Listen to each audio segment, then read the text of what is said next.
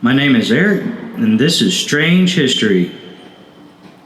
Did you know back in the 1850s there's a piece of land ruled by an American king?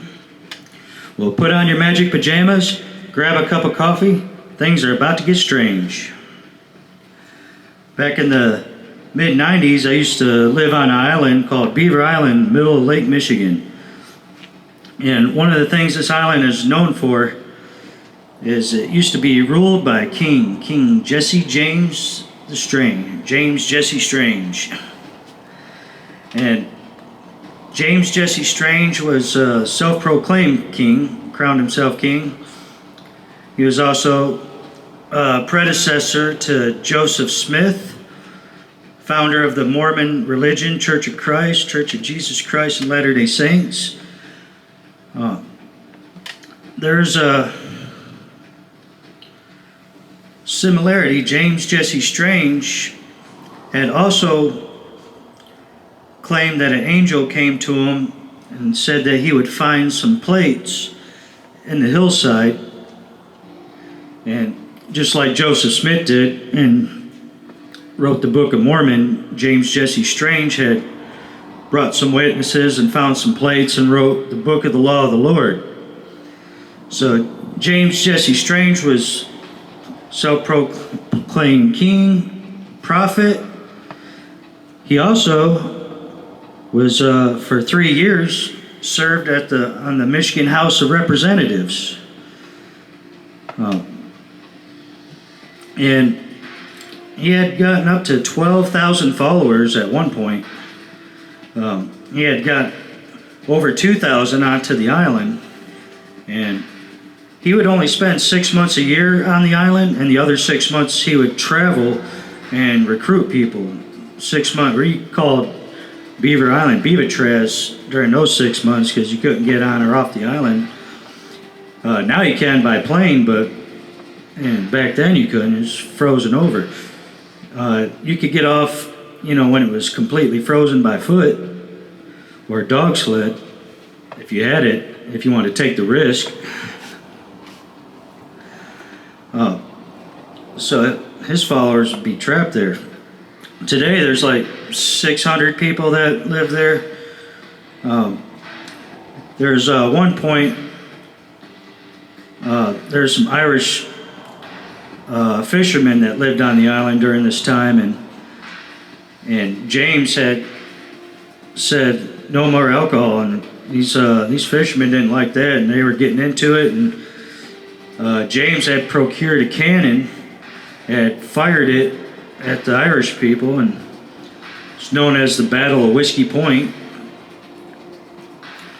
And one time he had everybody meet him at a certain place, and was basically like either convert to our religion or get off the island. So most of the people had left. There's only a couple hundred, and they had left at this point too. They were done. So there was a point where it was just James Jesse Strange and his followers on the island, no one else. And eventually one of his followers had killed him. And then long after that,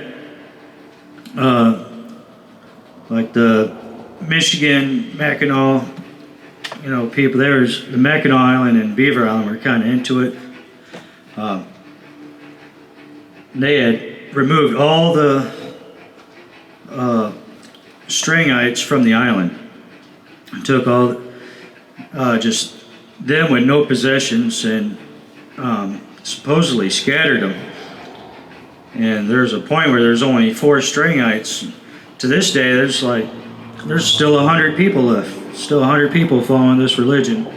Over in Voree, Wisconsin, they got one church left. That's where he found the tablets, was in Wisconsin, the Voree plates.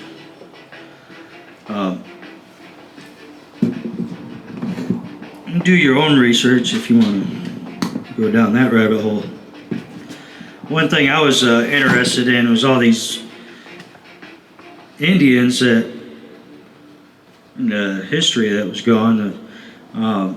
Garden Island, north of Beaver Island, just a couple of miles, there's the United States' largest Indian burial ground. 3,500 Native Americans are buried on this island.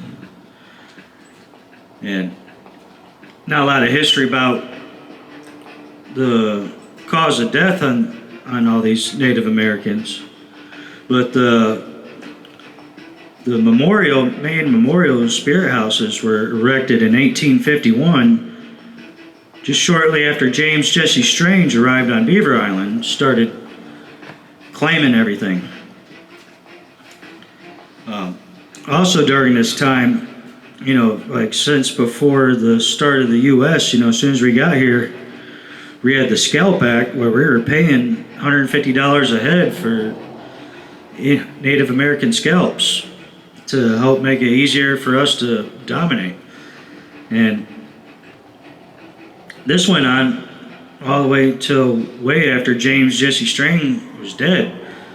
The U.S. was paying for Indian scalps till the 1890s, and out west all the way until the early 1900s.